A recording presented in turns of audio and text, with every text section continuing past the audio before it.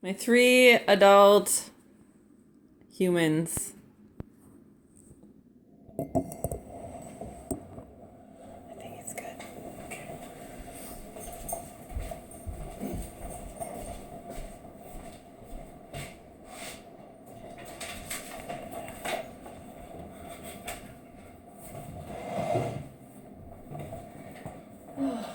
Imagine you're having a baby. You're very excited to go to the doctor to find out whether you're having a boy or a girl. You have your ultrasound done, and the technician tells you that you need to see the doctor. She seems concerned. You see the doctor, and the doctor tells you your baby has amniotic band syndrome. You don't know what this is, and you're terrified. Amniotic band syndrome is a condition in which the baby's extremities become entangled in the amnion, causing limited blood flow. This can cause deformities and amputation of the limb. It's a rare disease.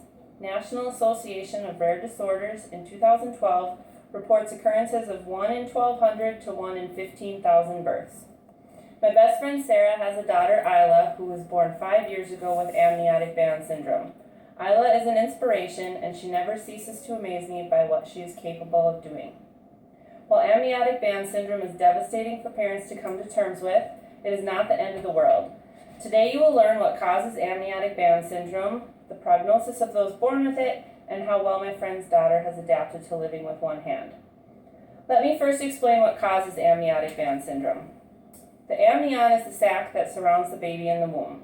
It is composed of many rubber band-like structures. Amniotic band syndrome is the result of one or more parts of the fetus becoming entangled in these bands. This limits blood flow to the affected area. University of California, San Francisco's Fetal Treatment Center in 2013 says that amniotic band syndrome is neither genetic nor hereditary, and there is no known cause. Next, let's take a look at the prognosis of those born with amniotic band syndrome. The prognosis depends on the severity of the entanglement. With single bands, problems are just superficial. It may just be a single finger or a toe. Adjustment must be made to the cosmetic difference, but the child will live a pretty normal life and have normal functioning. Deeper bands result in more complications.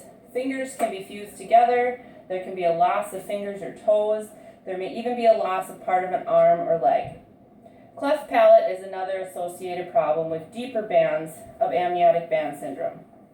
Worst case scenario occurs when the bands wrap around the umbilical cord or head and the baby does not survive.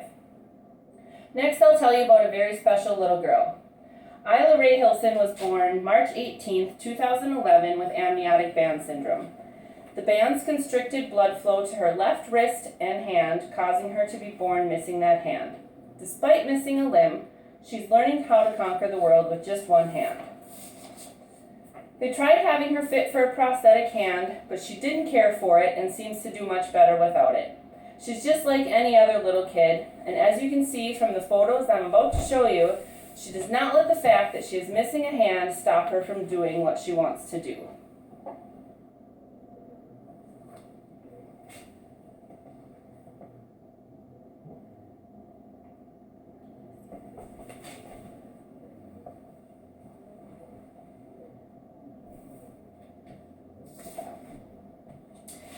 UCSF's Fetal Treatment Center says that living with amniotic band syndrome is not very problematic in the less severe cases. Let's recap the information I've provided. Amniotic band syndrome is a rare disease with no known cause, occurring as frequently as 1 in 1,200, but more towards 1 in 15,000 births. Most cases have a good prognosis, but it all depends on the severity of the constriction. Watching my friend's daughter Isla function with a missing hand is simply amazing. She's one of the ones who had less severe impact from this disease. While a diagnosis of amniotic band syndrome is devastating for any parent to hear, there are far worse problems that could afflict a fetus, and it's not the end of the world. I hope you learned a little bit about this syndrome from this speech today. Thank you.